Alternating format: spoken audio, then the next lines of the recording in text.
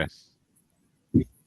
Okay, we continue on Ayin Hey Amid Aleph, the start of the Mishnah, and we're in the middle of discussions about Saw B'Saw and how we get around that issue of exchanging one saw for another saw, and if the price goes up, then the return of the saw is ribis because you have, of course, everything's ribis rabbanan here, but you have ribis because it's a higher price. So therefore, this past Mishnah and Gemara talk about it, and this Mishnah will again detail actually probably the source for the halacha.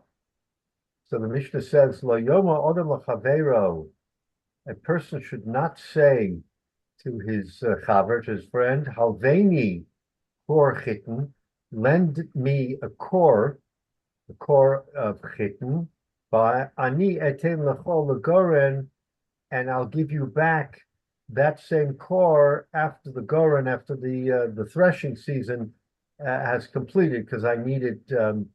I need to have the core right now. Aval Omer lo, rather he should say to him. In other words, if he uses that language, that's problematic. So what should he say? Halveini et shiyovo b'ni, lend me the core until my son comes because he has the key to my silo or to my storage, right? Or he should say, "Oh, ad she'emtza mafteach," until I find the key. In other words, either my son will come and he'll bring it to me, or I'll find the key to the storage and I'll give it back. What is the point of that? The point of that is that's yeshlo. Remember, one of the two exceptions of Saul Basal was yeshlo. If he has it, then there's no issue of Saul Basal because he has it right there, and it's as if it's his own. So any increase in price would then come to him because it's his own wheat, so to speak. So in other words, the fact that he's borrowing the wheat and has it, it's as if he has his own wheat. We don't consider that a halva because of yeshlo. So if he uses the magic words of yavo b'ni or emtza mafteach or something like that to show that he really has the wheat, he just needs sort of a temporary fix, so to speak, then that's the concept of yeshlo, and that's the source and the anecdote for Saul Basal. Okay, so this is the Mishnah tells us exactly what you should do, what language you should use, or similar language to get around the Saul Basal issue. Okay, now the Hillel, so that's the Tanakhama. Hillel Oser. Hillel says no, yesh lo. In other words, Hillel Bechlal doesn't hold that yesh lo is a anecdote for Saul Basal, so he doesn't hold from it. B'chein haya Hillel Omer, and Hillel was used to say lo salve isha kikar lechaverta, that a woman should not lend a kikar, a loaf of bread, or something like that to her neighbor, which they're very want to do, until she assesses the value of the bread. In other words, if just to lend the bread alone is a problem, because that's the salt problem. In other words, you're going to give one commodity for another commodity, and there was ribbis. However, if she enunciates a value and says, "This loaf of bread is $1. I'm giving you a loaf of bread $1," then we know exactly what the value is. So when the friend returns the bread, if it's $1, it's fine. If it's $1.10, then she knows that 10 cents she has to pay her, because otherwise it's ribbis. So that's once you establish a price, right? Yotza Hashar, you establish the price, then it's okay. So Hillel says Yeshlo is not okay, but Yotza Hashar or something similar to Yotza Hashar is okay, because there you're clearly delineating what the amount that you're giving, and if you get back the same amount, it's okay. If you don't, then of course you can pay the difference. Says the Mishnah, Shema Yukru Chitten, because maybe Chitten for the will increase in price for the challah. V'nimtza bos l'dei ribis, you'll come to ribis. So therefore, by announcing the price, you're establishing what it is, and there will be no ribis issue. So what do we take from this Mishnah? From this Mishnah, we see that just saying, I'll lend you and you'll pay me back is problematic. You have to use words that indicate yeshlo. But according to Hillel, who doesn't hold from yeshlo, you have to announce a price because the price will be determinative of what you get back. And as long as you get back the same price is okay. And if not, then you have to pay the difference to avoid ribis. So that's the machlokes in the Mishnah between the Tanakama and Hillel as to exactly how you approach this saw basal. But this is the source of saw basal that we've been talking about is this Mishnah. Now, so comes the Gemara, and now we're going to talk about what it means yeshlo. We're going to elaborate on the concept of yeshlo, which is one of the two halachas. And by the way, the halacha is not like Hillel. The halacha is like the Tanakama. The yeshlo, of course, Yatzar Shar, everybody agrees, but yeshlo is an exception to saw, not like Hillel. Okay, so now let's talk about yeshlo. Amar Rav Huna, comes Rav Huna and says, yeshlo saw loiva saw. If someone has a saw of any kind of produce, it doesn't have to be wheat, it can be anything, then he can borrow one saw. Why? Because yeshlo, he has the saw. The saw may be not accessible right now, but he has the saw, so therefore he can borrow a saw, and we say any increase is an increase in his own product, in his own produce. Sosayim, lovis sosayim. If he has two saw sort of stashed away, then he can borrow two sosayim, two saw, because he has it, again, yeshlo. So that's Rav Huna. Rav Huna says, whatever you have, you can borrow, because the saw wouldn't apply. Rabbi Yitzchak Omer, comes Rabbi Yitzchak and he says, Afilu yeshlo saw, even if someone has only one saw, lo v'oleh kama kurin, he can borrow as many saw. There's 30 saw in a kur. He can borrow whatever he wants because again, he has a different concept, Rabbi Yitzchak, and he says that as long as you have it, then the original saw can sort of roll over and over and over. So he doesn't restrict the amount that you can borrow as long as you have the saw. Then the concept is that each saw it'll sort of roll over, if you will. Okay, it's a kind of a different process that Rabbi Yitzchak uses, that he allows a more expansive view of yeshlo, not just saw b'saw. Okay, now l'chayra Rav Huna makes sense because it's saw b'saw. It's a one for one. You're never going to run out of as long as you have the amount that you're borrowing, you're never going to have a problem. What's the svara of Rabbi Yitzchak? That Rabbi Yitzchak allows, once you have a saw, that you can borrow as much as you like, because the concept is that each saw is broken. In other words, if you have 10 saw, 20 saw, then you only look at one saw at a time, and you have a saw. So according to that view, it's okay. So what's the theory? Tanya Rabbi Hyatt. So Rabbi Hyatt learns in a brisa, Messiah Rabbi Yitzchak, to explain or to be Messiah to help understand Rabbi Yitzchak's view. Tipis yayin ein lo. If a person doesn't have a tipa, a drop of wine, even a small amount, then he can't borrow wine. Again, the concept of saw b'saw applies in every commodity, not just we'll see it even applies to money in some cases, but in every commodity. Tipa shemen, if you have a tipa, if you have a tipa shemen, fine, but if he doesn't have a tipa of shemen, then he can't borrow any shemen because he doesn't have it. So from this brisa, since it's in the negative, telling us that if you don't have a tipa, you can't borrow anything, ho yeshlo. But if you would have a tipa, Lova le'akama tipin, then he can borrow many tipin. So Rav Yitzchak is kind of inferring from the negative that if he doesn't have a tipa, he can't borrow any wine. I mean, a tipa is nothing. A tipa is literally just a little drop. So how are you going to borrow a cup of wine? Why? Because a tipa is enough to allow you to borrow a cup of wine. That's the theory. So if he doesn't have a tipa, mela he can.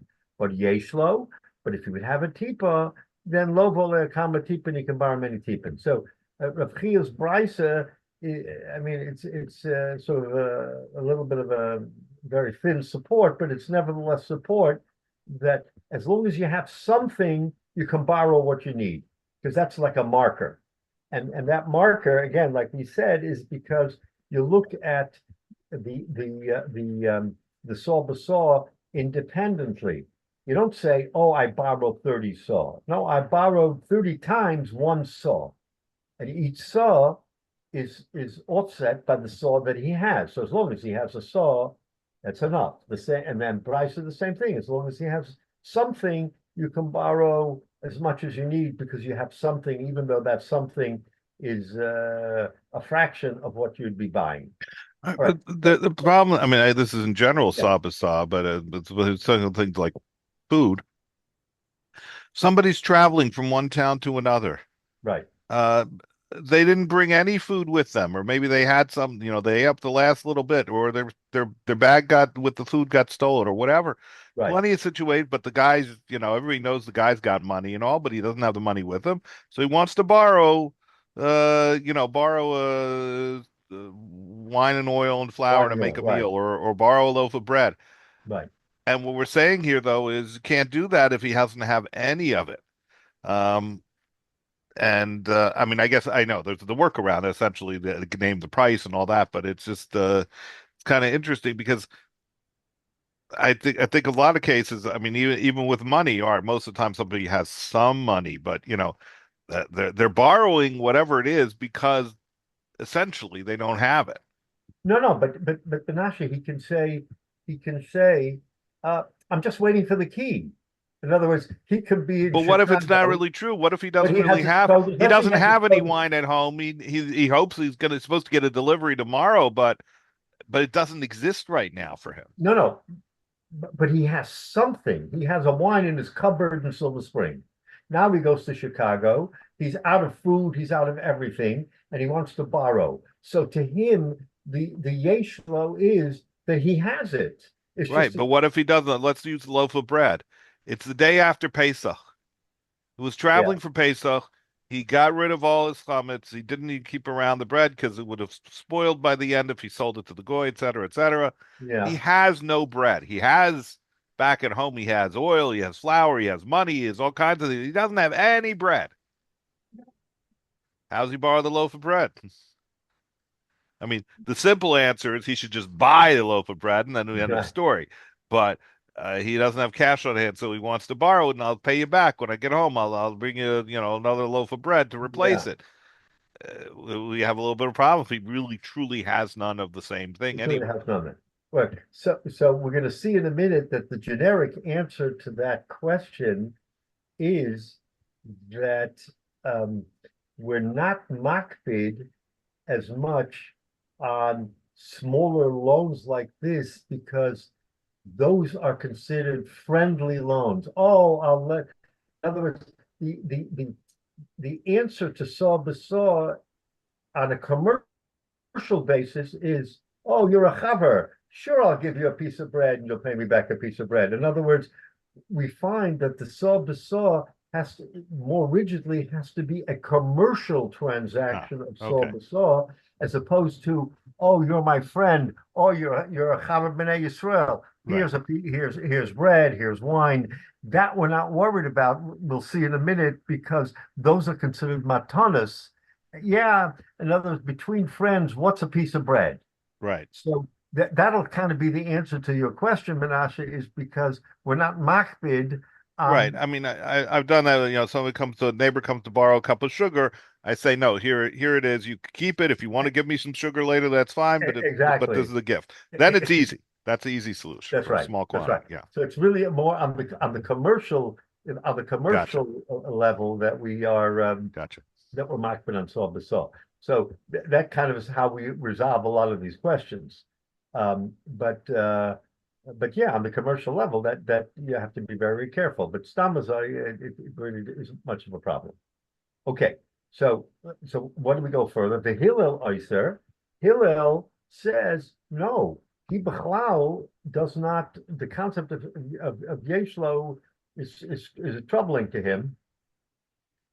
So he doesn't hold of it. Amar Rav Nachman Amar Shmuel. So Rav Nachman Rav Shmuel says halacha kedivrei Hillel, because remember we always like to paskin like Hillel. So he said the halacha is like Hillel, that we don't hold from yeshlo. However, the Gemara says the less hilcha kavase, but the halacha is not like that. In other words, Rav Nachman Rav Shmuel says the halacha is like Hillel. We don't hold from yeshlo. But the Gemara right away is telling us that generally speaking, we do not, and of course the halacha is not like Hillel because yeshlo is an exception. But the Gemara right away tells us v'les hilchos kavase, but the halacha is not like Hillel in this particular case. Because we've established that yeshlo is one of the major exceptions, because conceptually we understand that when you have something and you're just borrowing it temporarily, but you really have it, then whatever price increase will fall on you. You'll be the beneficiary of the price increase, as opposed to the other person, in which case you have to worry about ribbons. So basically, this is the Gemara, and the halacha applies that yeshlo is an exception to the rule. All right. So now, now we understand the source for yeshlo. But so now Hillel will go on further and discuss what I just said to you, Menashe. V'chein hoya Hillel oimer, and Hillel used to say, "Lo salva isha," that a woman shouldn't lend a loaf of bread to her friend unless she establishes the value, so that right away we know exactly what should come back in return. Omer Rabbi Yehuda Shmuel. Rabbi Yehuda says in the name of Shmuel. Zu divrei Hillel, that this is Hillel's view, that you have to make this statement and of price, because that takes away the problem of sol b'sol. Zu divrei Hillel. Aval chachamim omrim, but the chachamim say loivim stam uporoyim stam. That, and this is the point I was making, is that no, between people, you lend a loaf of bread, you borrow your sugar, salt, whatever it happens to be. You don't specify and you don't say this is the value, and you just give back that same amount. Why? Because it is more or less considered not sol b'sol as much as a matana, because if you don't get it back, you're not makbid. Sol b'sol means that I'm in a commercial situation and I'm giving you a saw, and a saw could mean 1,000 pounds, and you give me back 1,000 pounds. That's a commercial venture. If I'm giving you a cup of sugar, am I really makbid? And the Gemara will go a little bit further. Am I really makbid? Because if you're makbid, it's a problem. But most people aren't makbid. If you say, "Can I buy a cup of sugar?" Here's a cup of sugar. I forget about whether I even lent it to you, so I don't worry about getting it back. But so therefore, lovim stam, uporoim stam, that we borrow stam and we pay back stam. There's not really a problem. So to elaborate on this, right? Because that's Rabbi Yehuda Shmuel. The Amar Rabbi Yehuda Shmuel. So Rabbi Yehuda Shmuel says further on this point. B'nei chabura hamakpidim zeh. So this is the point we're making, that if you're in a group of people who are makbid, in other words, they're very precise with each other. If I give you a loaf, you got to give me back a loaf. So if you're in that kind of society, over him, then you in fact you might be over. What will you be over? So he's going to say specifically, if you are so makbid that when you give someone a loaf of bread, a cup of sugar, that you want to get paid back, then you're over. Listen to this, mishum midah. In other words, on yontif, right? We're talking Shabbos yontif, mishum midah, meaning measure. Mishum Mishkal because of Mishkal weight, Mishum Minyan and because of counting, Mishin Lovin and Poroyan and the Isser of borrowing of the Yontif and paying back on Yontif. In other words, if you are of such a mind that every little thing that you own has to be accounted for, and you lend someone on Yontif a cup of sugar, then if you're makbid that he pay you back, then he may have and say, look, I want it back on Yontif. Then what is Mida? Now, all of these four things, whether it's weighing or counting out, you're not allowed to do that on Yontif. You're not allowed to take a scale and weigh on Yontif, right? You can't take a measuring cup. In other words, if you're doing things for your own self, sure, you're allowed to take a scoop and measure, but not specifically take, precisely weigh something or count something. These things are not Yontif things. So we don't say that, and especially Shabbos, you're not allowed to do it. So if you're going to be a makbid, someone who's particular, then you're going to come to over all these lavin. So that's a big problem. So he says that generally that people should not be makbid with each other, meaning I'll lend you, you'll lend me. It doesn't matter. Because if you do, you'll come out, he says, to be over these lavin on Shabbos and Yontif. And that, of course, is a prohibition. Kedivrei Hillel, af mishum ribis. And according to Hillel, then they'll be makbid on ribis as well, because, in other words, not on Yontif. So if you're makbid on Yontif to lend and get back everything that you lent, then you will be makbid on ribis as well, because you're going to want to get back exactly what you loaned, and if it went up in price, then that will be a problem. So again, this is an example of how we should conduct ourselves. That we shouldn't amongst ourselves, we should be not particular about lending items, because that gives rise to, he says, problems on Yontif and also ribis issues. Because, like we say, if you lend a saw and then fine, that's okay. What happens when if no, I insist on paying you back, and I pay you back a week later, a month later, and now the saw is increased in price, then it would be ribis if you were makbid. But if you did it as a gift, then there's no hakbada, then there's no reason to assume that you'll have a problem with ribis on the way back. So that's the way we should conduct ourselves, generally speaking. Okay. Rabbi, yeah, Rabbi, I have a question. It's really not directly related, but yeah. Question: is the ribis only for monetary enhancement, or could it be if you get a reward back for doing something? There's a monetary amount for that as well, right? Correct. So if I will lend you something and you will return it and do me a favor in the return, yes, that can be considered ribis, because it was initiated. But if you and I are friends and you want to do something for me, hey. But if I lend you something and then you want to pay back, but because of your hakoras hatov, you want to do something more, that has the appearance of ribis. Correct. Okay, then I have a question, and this sounds, it's not really, okay. But remember the caveat that we're talking about here, that among friends and among people, if it's not in a commercial setting, the commercial setting is what induces ribis. The Gemara just told us that in a personal setting where right. we're not, then we're not as makbid. Yeah, go ahead. Well, if it's not a personal, let's just say, for example, somebody goes ahead and he gives money to a kollel or to a nursing home or something of that sort.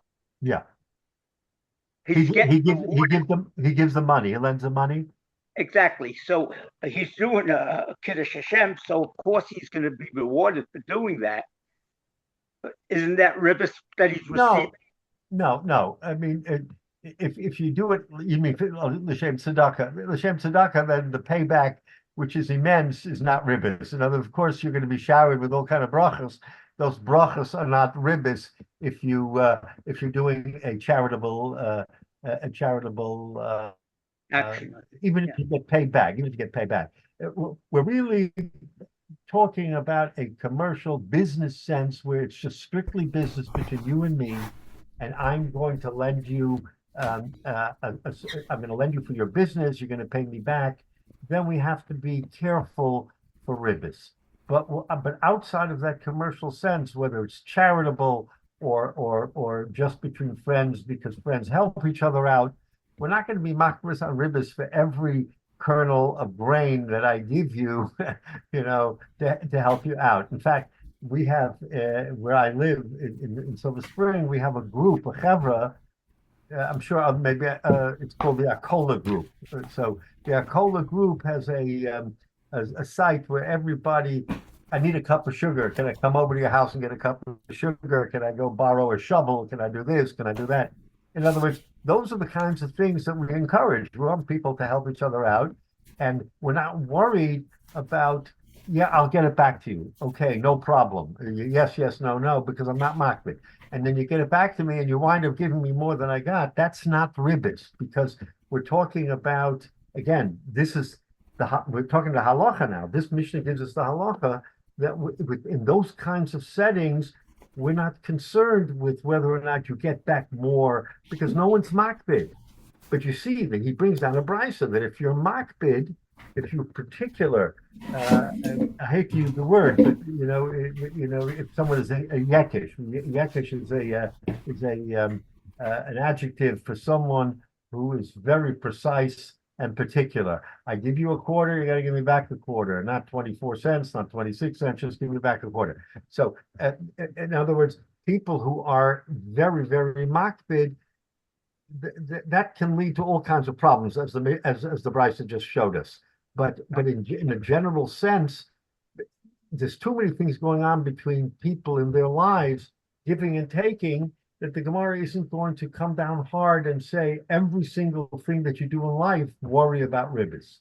So that's what we say when it comes to commodities, when it comes to lending in a commercial sect, that's when ribbis becomes an issue. But amongst friends, amongst people, tzedakah and other things, then even if there is a benefit to what you're doing, the benefit does not constitute ribbis.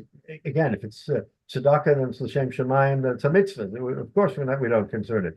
But even between you and I, anything that we do on a friendly basis is not considered ribbis. Okay, thank you. Yeah, yeah, and I think that makes life easy, right? Because we're not worried about. I'll do you a favor, you'll do me a favor. I mean, that happens all the time. We help each other. Yeah. Okay.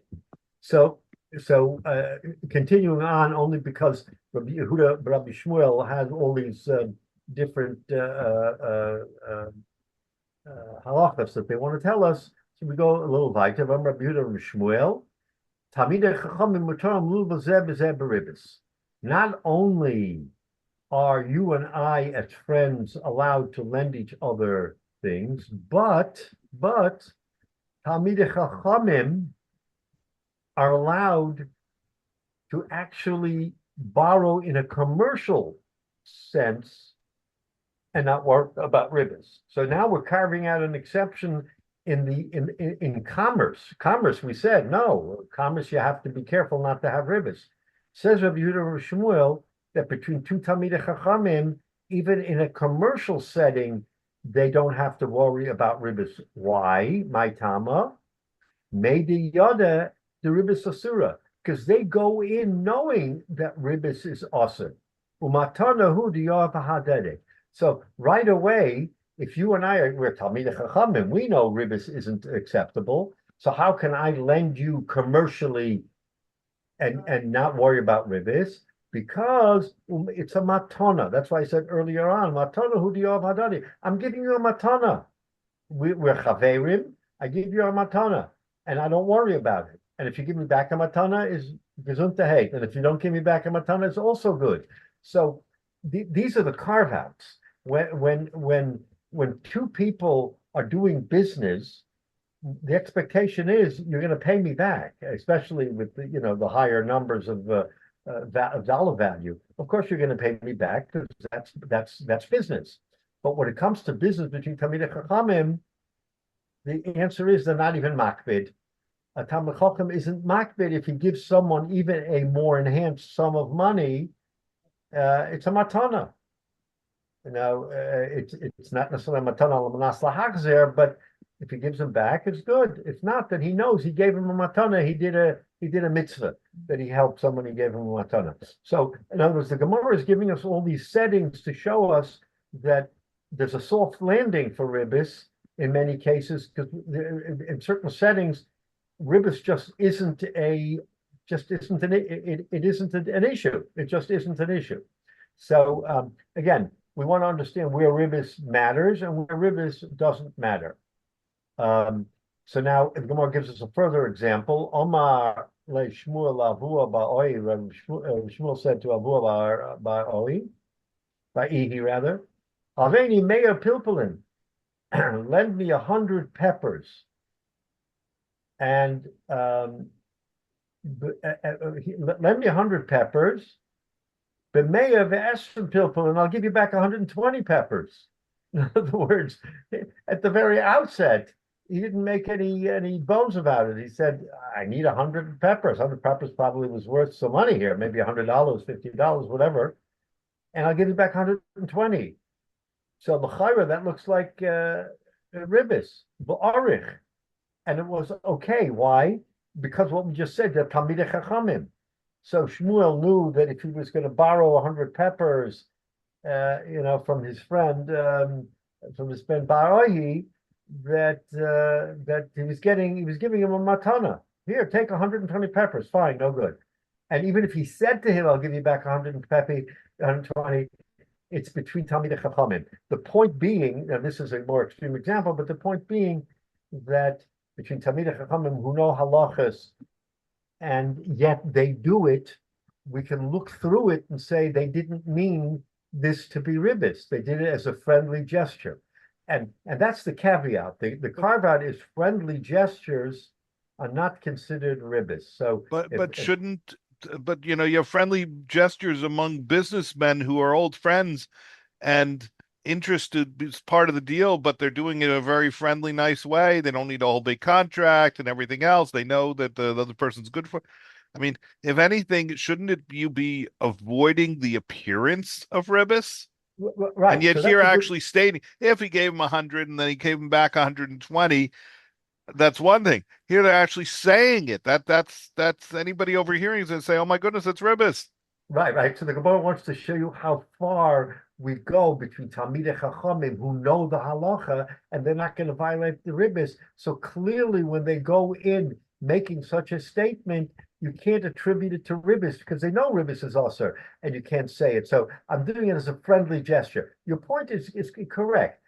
Business people, and again, I'm not saying that if you and I conduct business and we're friends, that if I give you 100 saw and you give me back 100 saw and the 100 saw is worth a little bit more, then because we're friends, quote unquote, it takes it out of the realm of strictly a business transaction, like you would go onto the market.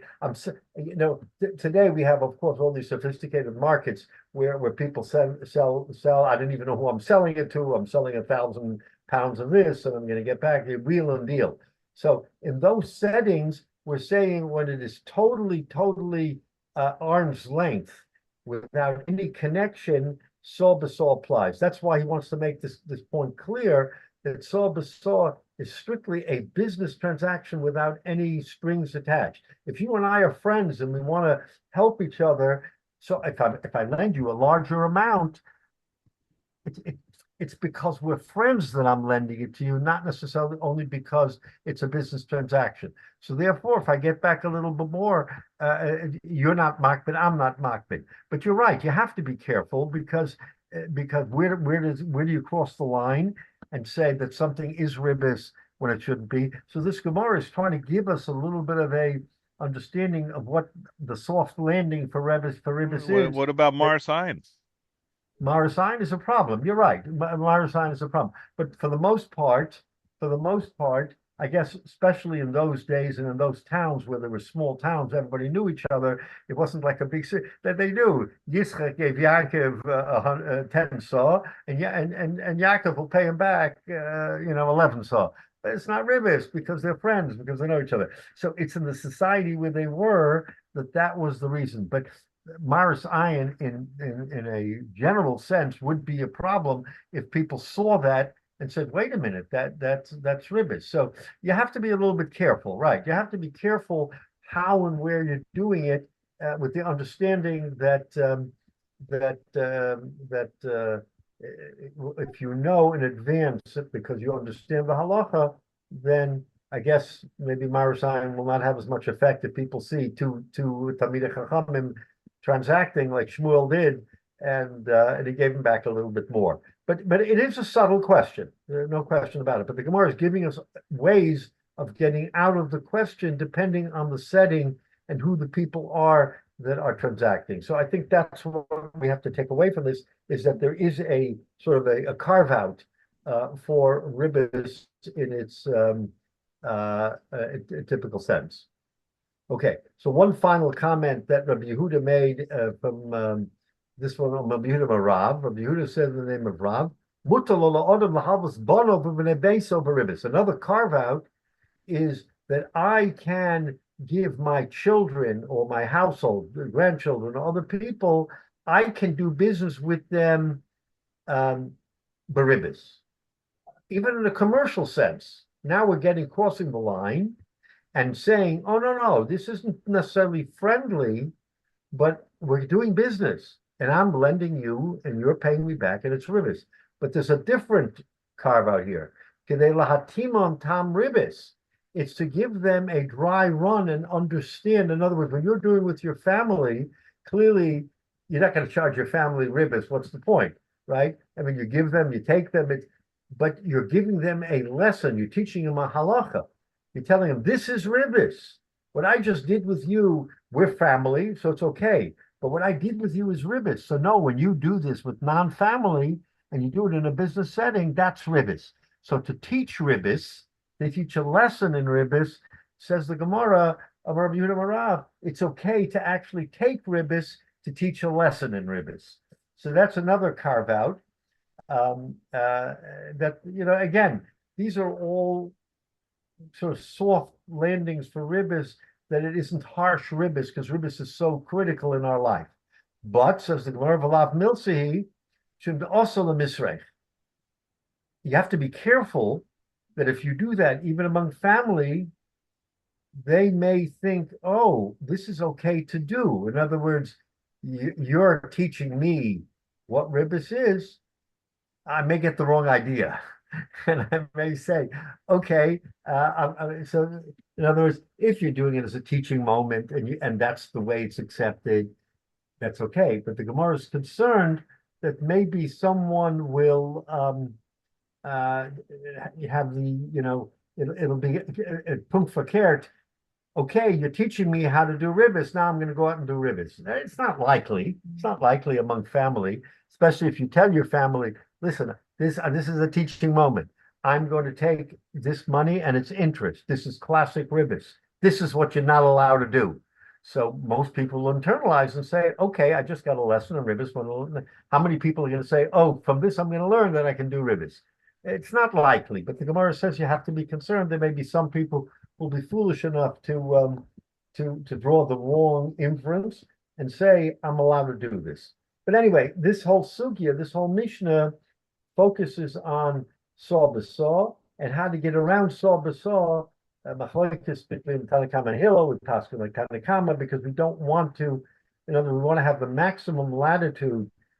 So we say both Yeshlo and Yotza Hashar are ways of getting around the ribis. We're looking for the maximum heter always, so that you shouldn't be violative of the halacha of ribis. Okay, so again, so that's we're going to continue now talking about ribis, but that's that concept. This Mishnah gives us the whole conceptual idea of what ribis is and how to get around and not having ribis.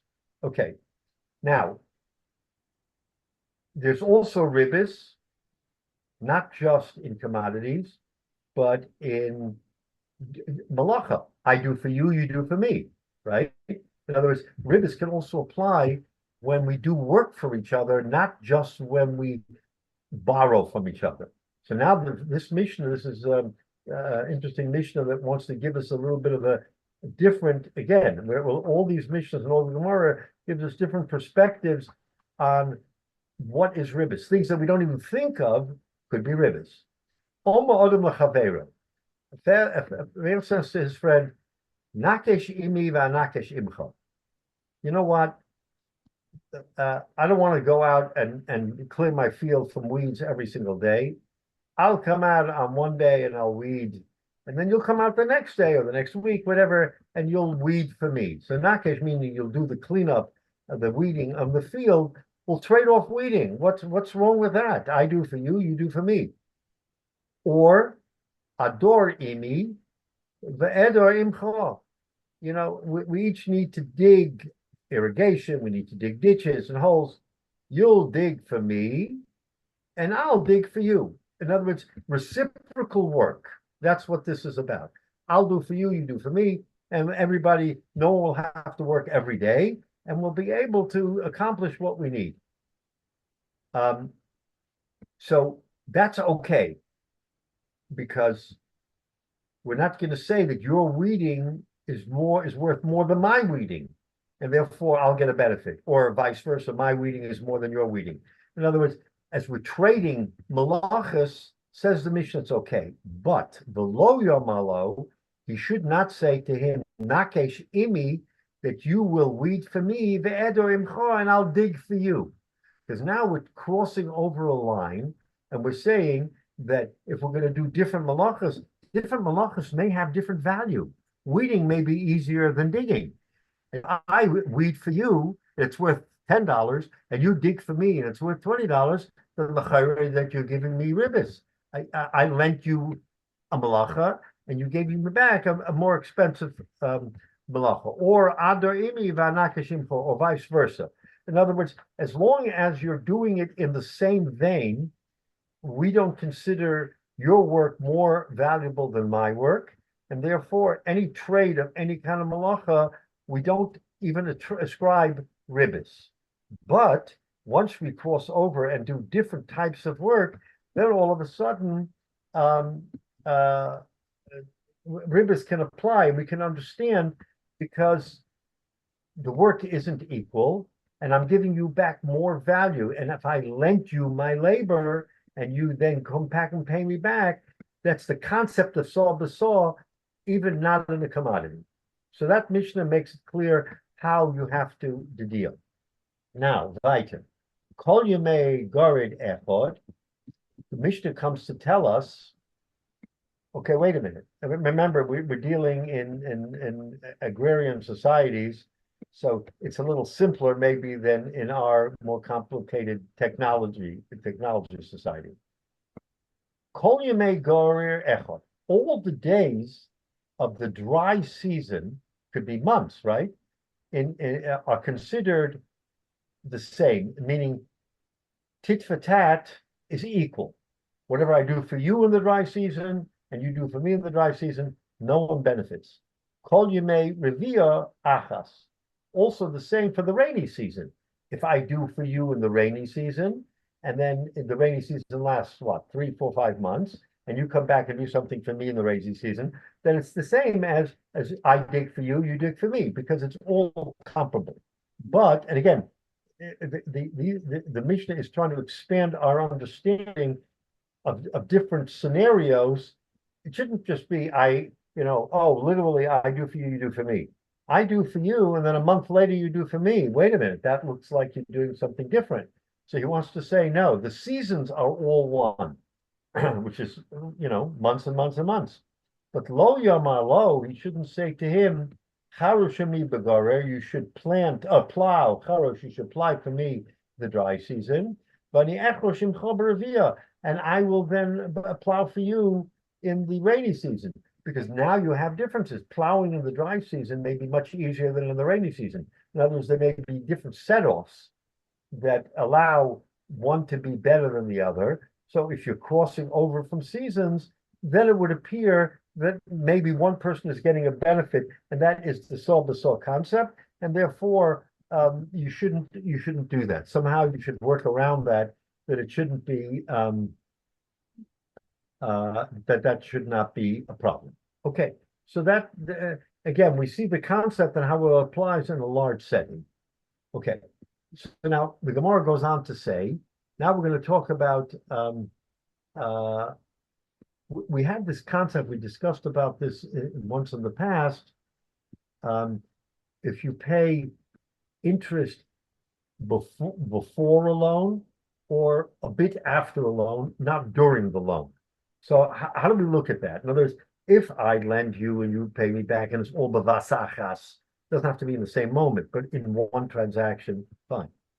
I come along and I give you a sum of money, and then a month later I borrow. So I'm prepaying, so to speak, because I gave you the money a month in advance. But it didn't seem like I was doing it in conjunction with the loan, or vice versa. We did a loan, I didn't do anything, and then a month later I give you a certain amount of money. So in other words, it's not all in the realm or in the time frame of what would be considered a loan. Is that problematic, or are the events totally separate that we don't necessarily connect them? So here's again a ribis issue.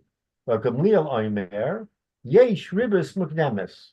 There's such a thing as ribis mukdam in advance. The yesh ribis mucheres, and there is ribis mocheres. In other words, we're not particular that the ribis has to be in conjunction and in the time frame of the loan. You can actually prepay or post-pay, and it could potentially be ribis, ketza. So the Mishnah wants to tell us examples. Nosan ena bluvos hemenu. I look at you, Menashe, and I say, you're a good person to lend me money. I know you have money, and I know that in a couple of months I'm going to need a loan. I plan on coming to you. I don't tell you, but I plan on coming to you for a loan. You know, and he said, and I'm going to send you a gift. I'm going to send you a beautiful vase and say, here, Menashe, this is for you. It's up here. I mean, give him an excuse, whatever. I'm giving him a gift. But when he gave him the gift, he gave him as a gift, the matana. But he said, "Va'omer b'shvili shetalveni." Yes, it's a gift, but I'm giving you the gift because I'm intending to come to you. In other words, he actually says it. I'm intending to come to you in a couple of months, and I'm going to borrow something. Now, the gift is today. The loan is in 2 months from now. Where's the connection? Just because I said it, says the Mishnah, zu ribis mukademis. That's considered ribis mukademis. So in other words, even though it is in the guise of a matana, which we said earlier, right before in the Mishnah, that matanas between people were not makbid, but if you tie that matana to what would be a future loan, then there's such a concept as ribis mukademis. So that's how the Mishnah wants us to understand it, that it's not a standalone, that we tie them together. Now, vice versa. I come to you and I borrow $100. The hechsel and I give you back the $100, even Stephen, and there's no intent or appearance of ribis. And then I send you a gift. Again, it's a matana. Remember, all of these things are the trappings of everything that we say is exclusions from ribis. Matana is an exclusion for ribis. But now the question is when and under what circumstance you give the matana. If the matana is tied,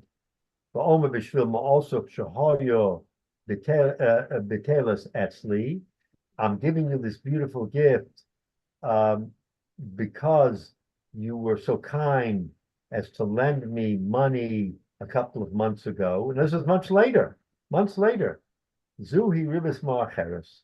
This is considered ribis ma'acheres. So again, how makbid do we have to be? I'm happy to give you a matana, I'm not going to tie you to anything. Then I'll come later on and I'll ask, and you know what? You will look at me favorably. I didn't say to you, I'm going to borrow money when I gave you the gift, but you look favorably upon me because I'm a good guy. I gave you a matana. To say, yeah, what's the harm? I'm going to give him a matana of money and I'll get back my money. So that's not seb because it's all the same. It's money, 100 for 100. But so there, if you're not, again, it's the question of hakbada is whether or not you're particular by saying, you know what, I'm giving you a matana, but I want you to know that I'm going to need a favor and I'm going to borrow money. So that favor is now not looked upon as a matana, as a favor.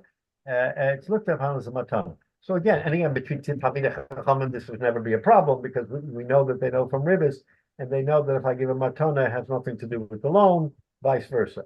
So again, this Mishnah is giving us a further understanding of how one can tie Ribbis to a loan without it being in the loan proper.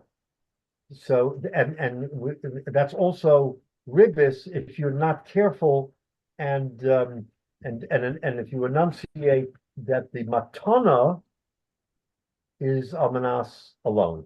So you have to be careful. A matana is a matana, but a matana amanas alone takes it from a matana into Ribbis. Okay, so now a little bit further. Again, B'dibur, when we speak out, these are all problems that we can get around if we're careful. If we're not careful, then what we say can wind up being a Ribbis problem. Of Shimon Aimer, yesh Ribbis devarim. There's such a thing as Ribbis devarim, and again, David, to your point, when you're talking about giving, l'shem shemayim or tzedakah or all of these things, a person should be. Many people don't even know this, so they're not, we're not makbid. But for people who learn and understand and know, lo yoma lo, he should not say borrow. Someone who's going to borrow money, and should not say dai ki bo ish ploni mimokim ploni. That you should know that such and such a person came from place to place. What does that mean? Okay, I know that you're a businessman, and I know that you are looking for opportunities and you want to be connected to wealthy people or to people doing big business that you can take advantage of. So I'm savvy to that. You know what? I'm going to say to you, and I want to borrow money from you. And I'm going to say, oh, by the way, you should know that Elon Musk just arrived in town and he's looking for partners. He's looking for people who will invest with him. Elon Musk is the wealthiest man in the world. I want to have an opportunity of borrowing with him, of doing business with him. That's called Ribbis devarim. How sensitive we have to be that you will look kindly on my loan because I am saying something to you that can benefit you. The benefit will be that I've told you something that you don't know that can be of benefit to you in your business. So look how far we're going. We're saying that I'm not giving you anything. There's no exchange of money or real benefit. It's called Ribbis devarim. That Ribbis devarim means that because I want you to give me a loan, I'm going to induce you to give me the loan by saying something to you that will give you a benefit which you would otherwise not know of, and introducing you to someone that you might not know of. Now, I give you an example, but if Elon Musk is someone you may not get to, but think about it. If I tell you something that, oh, wow, you just gave me an opening into something that I can do, isn't that a benefit? That's a benefit. So, David, to your point, when you asked the question about getting ribbis for schar for different things, yeah, tzedakah is tzedakah l'shem shemayim.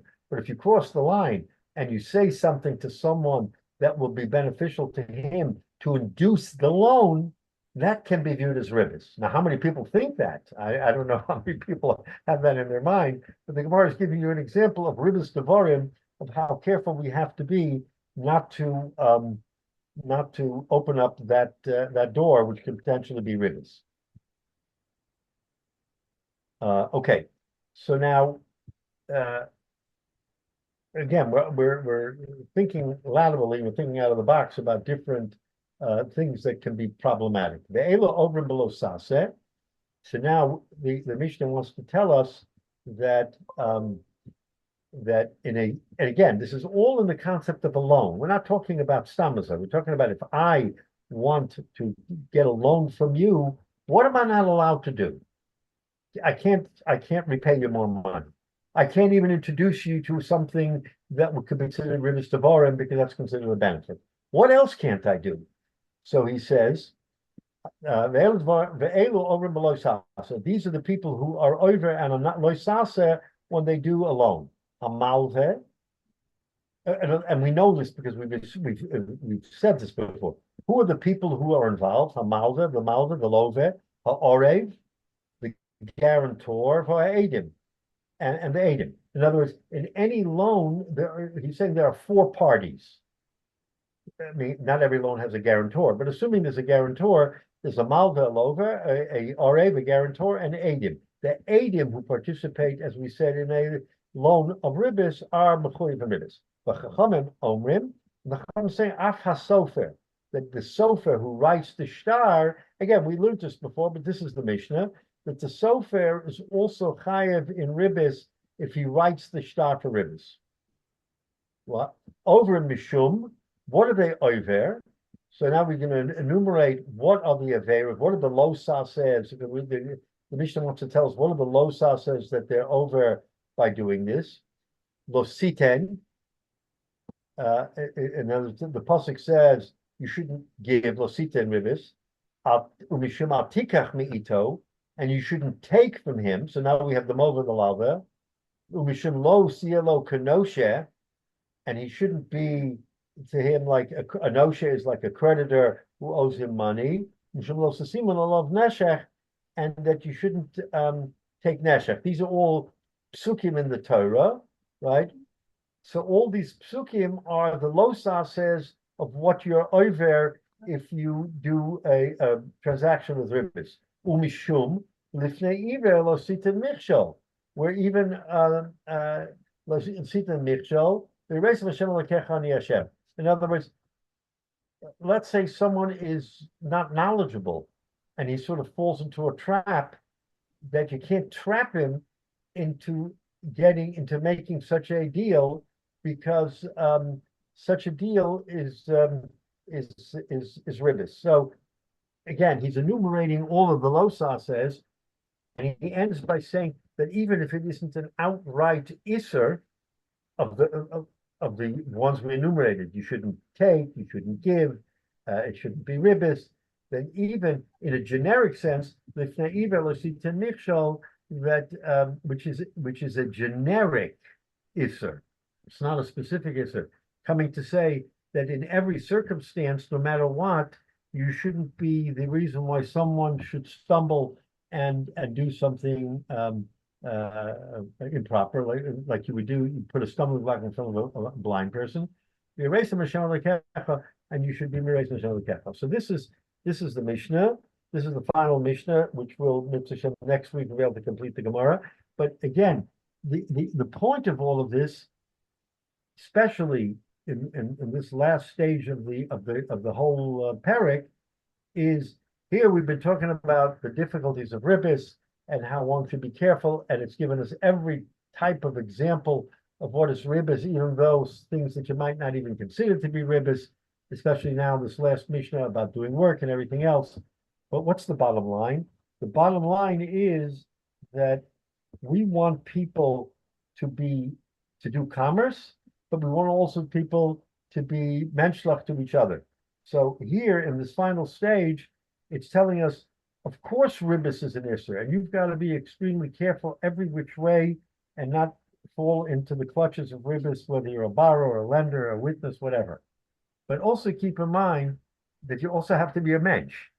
And being a mensch means that you do many things that might, in the objective sense, be considered ribbis, but they're not ribbis. Because, as we say, you're doing a favor for a friend.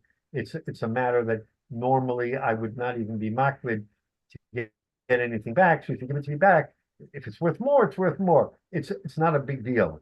Also, we see between Talmidei Chachamim, there's no ribbis, even outright ribbis. So we're finding that notwithstanding all of the harshness of ribbis, this part of the parak wants to give us many exceptions. And you can think about others perhaps where circumstances arise where if it's not in a strictly commercial sense, that we can do things that might not automatically be ribbis. So again, we have to always be careful and mindful. And there are people very makbid to, even in a gift giving sense, to want to be very particular, because in their mind, maybe they think that if I do something a little bit too generous, that I'm giving ribbis, so they will be very, very makbid. But the Gemara is telling us that Klal Yisrael are raven, and so the large body of Klal Yisrael isn't makbid when we do things, even if they're in a small business sense. That's the point here, I think, is that the Gemara, because ribbis, you can't do tshuva, right? That was the very beginning of the parak. You can't even do tshuva on ribbis.